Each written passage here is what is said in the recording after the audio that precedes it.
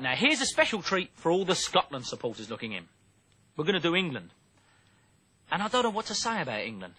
I love them, and I hate hearing them run down, and yet what else could you do? The way it is, as this tape is being recorded, midway through the USA World Cup campaign. I really expect and believe they are a good side. Not as individuals, not who the manager is and not how they're picked, but England, as a name, as a reputation, are a good side. And to tell the truth, I think the Europeans treat football like the Eurovision Song Contest. They just try a lot harder than we do. But if we could be bothered, maybe that's not the right way of looking at it. Maybe winning the World Cup in '66 was the worst thing we ever did. We believed our own PR. But believe you me, we're just as good as a lot of these bums and no-good-nicks who ride over here on a press reputation as being masters of the game. In short, I still believe in England. But why?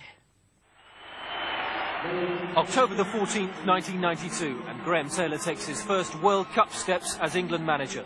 There was a purposeful, optimistic air about it all, which was just as well, because after their miserable failure in Sweden 3 months earlier, the manager needed to convince a growing number of critics that he had the right credentials to get the nation to America in '94.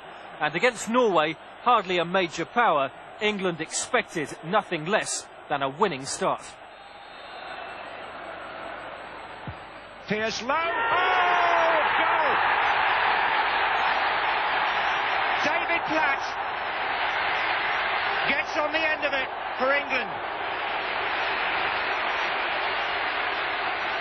Graham Taylor's face betrays no emotion, but that's a relief, and the fist is raised. There wasn't too much subtlety about the goal, but England had been threatening it. Paul Gascoigne's return had grabbed most of the pre-match headlines, but with Gary Lineker retired, David Platt was now England's top scorer, and his ability to pop up in those sort of positions was vital to Taylor and England, who'd done the hard part by making the breakthrough, and at that stage, they looked like going on to get another. Oh, another one! Off the line! Alan Shearer, a great effort. Torsvet beaten, but good cover by Norway. Mikland, I think, number 7 it was, little man. The mosquito, they call him. Well, he grew a bit there.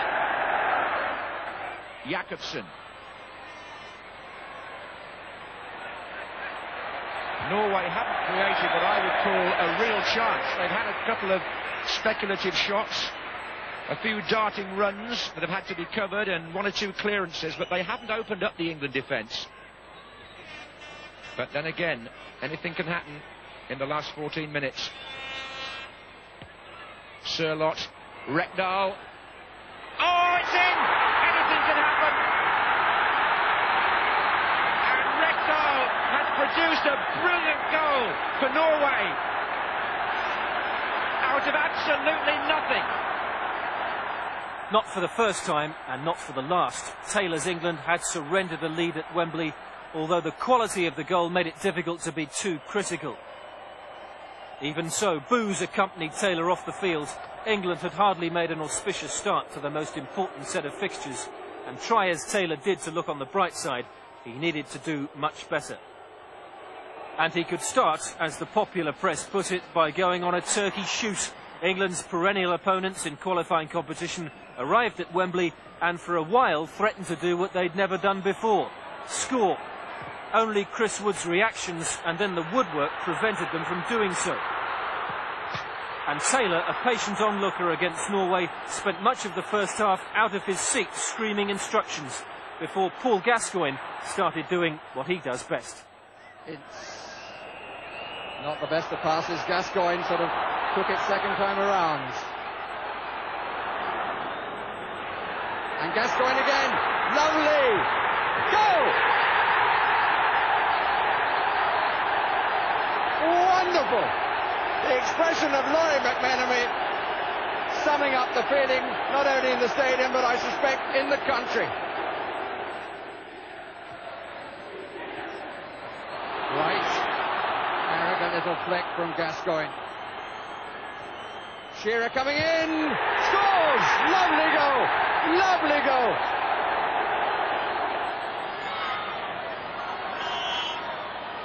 Gascoigne might go the other way. No, it's Pierce, and it's struck, and it's in.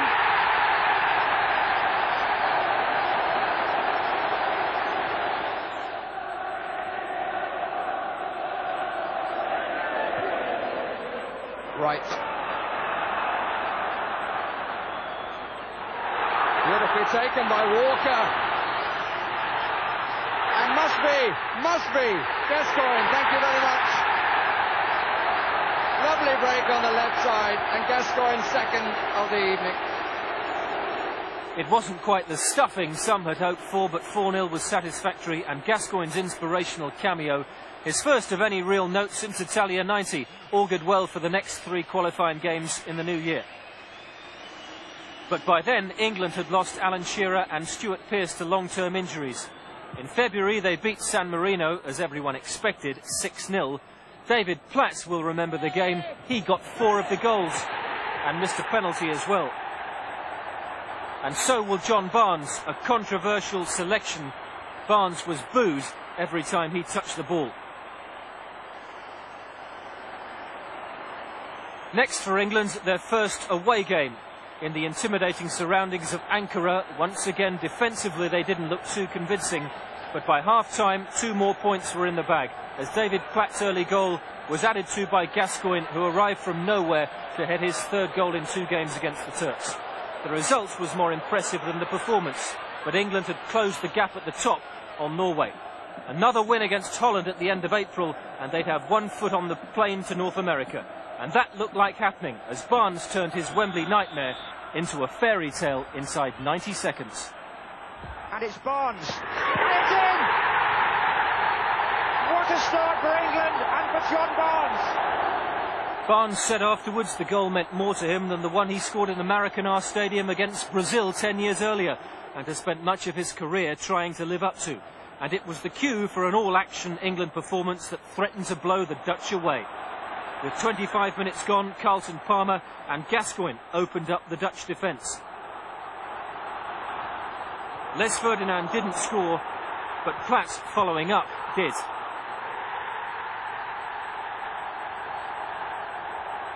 But just when everything appeared to be going smoothly, the cracks started to appear again. Jan Wouters, whose elbow was to put Gascoigne out of the game, was allowed too much space through the middle to tee up the Dutch danger man Dennis Bergkamp just before half-time. But like Norway, Holland didn't really threaten an equaliser, and England should have been 2 or 3 in front when 3 minutes from the end, Des Walker, so often England's insurance policy, was suddenly found wanting in a one-on-one with Mark Overmars. There was little doubt about the penalty. And unfortunately for Walker and England, little sign of nerves from the Dutch substitute Pieter van Bossen.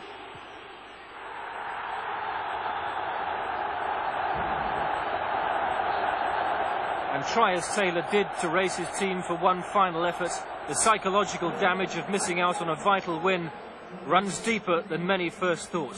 Walker's confidence, eroded on the subs bench in Italy, had been seriously damaged, as the crucial games in Poland and Norway in the summer were to prove.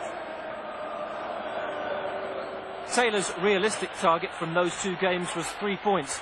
He was hoping for 4, but the first half performance in Katowice suggested he might just have set his sights too high. In a pressure cooker atmosphere, England's discipline wasn't what it might have been. Marek Lesniak missed a golden chance to put Poland in front as the England defence parted down the middle. It was only a temporary reprieve for Taylor.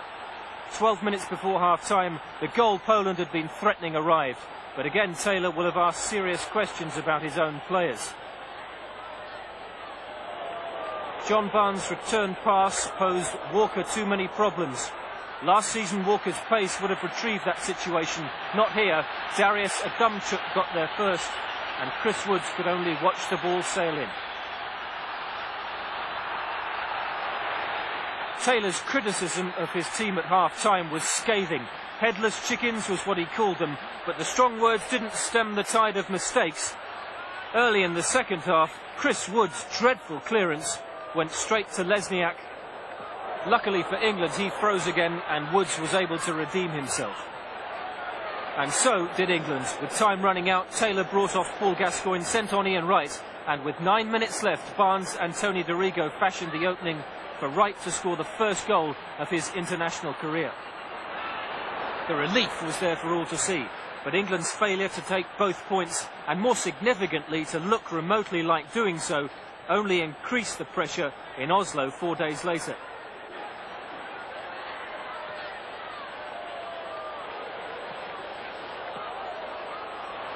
But why? The very next game was away to Norway, and boy, would we like to bring you that footage, but once again the clock has beaten us. I will say this for posterity though, England will make it to the USA in '94, and read my lips, they're going to win the World Cup. And remember, I'm the man who said on network radio last Christmas, Newcastle will not win Division 1.